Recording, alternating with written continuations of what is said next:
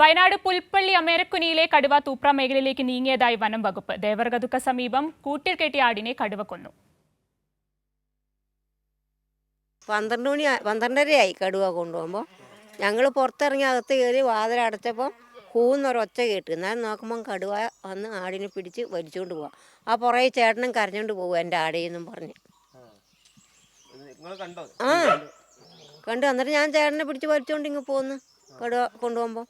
എന്നിട്ട് പിന്നെ അടുത്തുള്ളവരോടൊക്കെ വിളിച്ച് രൂപിനെയൊക്കെ വിളിച്ച് രൂപ ഓടി എന്നോട് പറഞ്ഞു. അവരും ഒച്ച കേട്ട് പുറത്തിറങ്ങരുത്. പിന്നെ എല്ലാ അയൽവക്കക്കാരെയും വിളിച്ച് പോസ്റ്റ്മാരുടെ നമ്പർ തന്ന് അവരെ വിളിച്ച് അവരന്നേരം തന്നെ ഇവിടെ എത്തി അവർ വന്ന് നോക്കിയിട്ട് പറഞ്ഞു ഞങ്ങളോട് പുറത്തിറങ്ങരുതെന്ന് പറഞ്ഞ്. പിന്നെ അവർ ഇവിടെ വന്ന് നേരെ ഇരുന്ന്. പിന്നെ എല്ലാവരും ഈ വണ്ടിയെ തന്നെ ഉണ്ടായിരുന്നു. എന്നിട്ട് അവരാദ്യം പോയി ചെന്ന് നോക്കുമ്പോൾ ആടിനെ കണ്ടു കിടക്കണേ കൊന്ന്. അത് കഴിഞ്ഞ് നോക്കുമ്പോൾ അതിനെ വലിച്ചാട്ടി താഴെ വൈലി കൊണ്ടുപോയിട്ടു. പിന്നെ അവർ വേഗം കൂടൊക്കെ കൊണ്ടുവന്ന് അവരവിടെ സ്ഥാപിച്ചു. അവരും അവിടെയായി.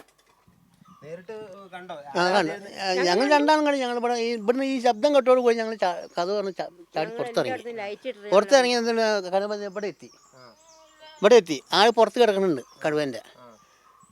അതിനങ്ങോട്ട് ചാടി പോയാണ്. വലുതാ, ഒരു അത്ര പൊക്കമുണ്ട്, ഒരു ഇത്ര നീളമുണ്ട് കടുവ.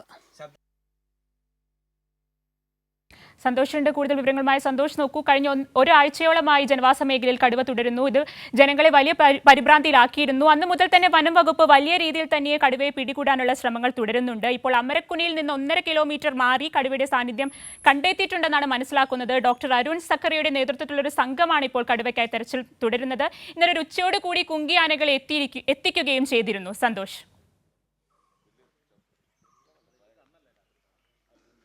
തീർച്ചയായും ഈ പ്രദേശത്ത് തന്നെ തുപ്ര പ്രദേശത്ത് തന്നെ കടുവയുടെ സാന്നിധ്യം സ്ഥിരീകരിച്ചിട്ടുണ്ട്. വനം വകുപ്പിൻ്റെ ഡ്രോൺ ക്യാമറയിൽ രാവിലെ ഈ കടുവയെ കണ്ടെത്തുകയും ചെയ്തിരുന്നു. ഈ സ്ഥലത്ത് തന്നെയാണ് കടുവയുടെ സാന്നിധ്യം സ്ഥിരീകരിച്ചിരിക്കുന്നത്. ഇപ്പോൾ DFOയുടെ ഉൾപ്പെടെ നേതൃത്വത്തിലുള്ള വനം വകുപ്പിൻ്റെ ഉദ്യോഗസ്ഥരും എല്ലാം തന്നെ ഉണ്ട്. ഈ മയക്കുവെടി സംഘത്തിൻ്റെ ദൗത്യം അല്പസമയത്തിനകം തന്നെ ആരംഭിക്കുകയും ചെയ്യും. ഇന്ന് പുലർച്ചയോടുകൂടിയാണ് ഇവിടെ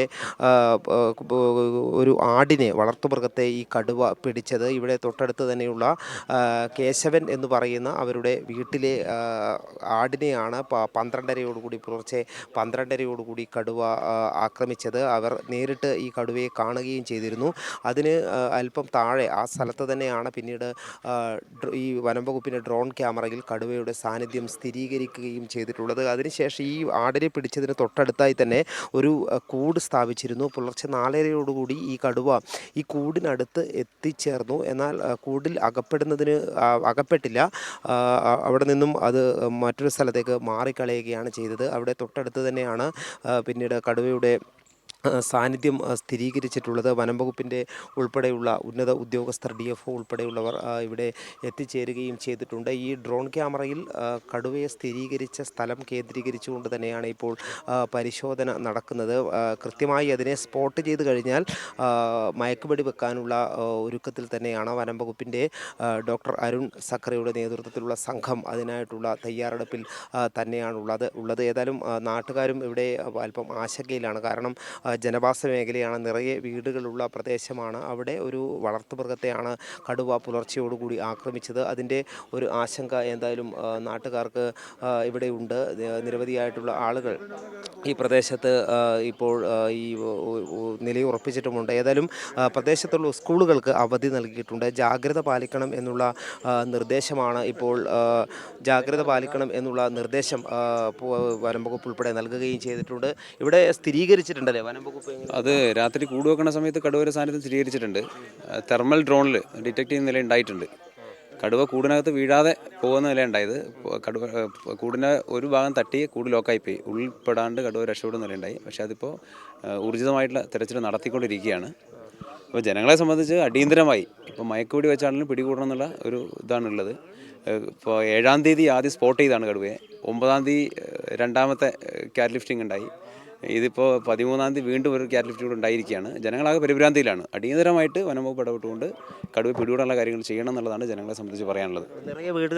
ഇത് കുറച്ച് വീടുകൾ കൂടുതലുള്ള പ്രദേശമാണ്. അമരക്കുനിയെ സംബന്ധിച്ച് അത്രയും വീടുകൾ ഉണ്ടായിരുന്നില്ല. പക്ഷേ ഇവിടെ ഇപ്പോൾ വീടുകൾ കൂടുതലുള്ള പ്രദേശം കൂടിയാണ്. അതെ. വലിയ പരിഭ്രാന്തിയിലാണ് ജനങ്ങൾ. ഇപ്പോൾ സ്കൂളുകളൊക്കെ അവധി പ്രഖ്യാപിച്ച നിലയുണ്ടായിട്ടുണ്ട്. വിദ്യാർത്ഥികളുടെ വിദ്യാഭ്യാസം ഉൾപ്പെടെ മുടങ്ങുന്ന നിലയുണ്ടായി. അതുപോലെ തന്നെ കാപ്പി പറിക്കുന്ന സമയമാണ്, അതിന് സാധിക്കാത്ത നിലയുണ്ട്.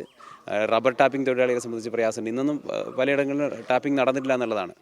ഇത് വനം വകുപ്പ് അടിയന്തരമായി ഇടപെട്ടുകൊണ്ട് അതിനെ പിടികൂടുന്നൊരു നിലയിലേക്ക് പോകണം എന്നുള്ളതാണ് ജനങ്ങളുടെ ആവശ്യം. തീർച്ചയായും നാട്ടുകാർ അവരുടെ ആശങ്ക തന്നെയാണ് പങ്കുവെക്കുന്നത്. നിറയെ വീടുകളുള്ള ജനങ്ങൾ തിങ്ങിപ്പാർക്കുന്ന ജനവാസ മേഖലയിലാണ് ഇപ്പോൾ കടുവയുടെ സാന്നിധ്യം ഇന്നലെ സ്ഥിരീകരിച്ചിരിക്കുന്നത് എന്നുള്ളതാണ്.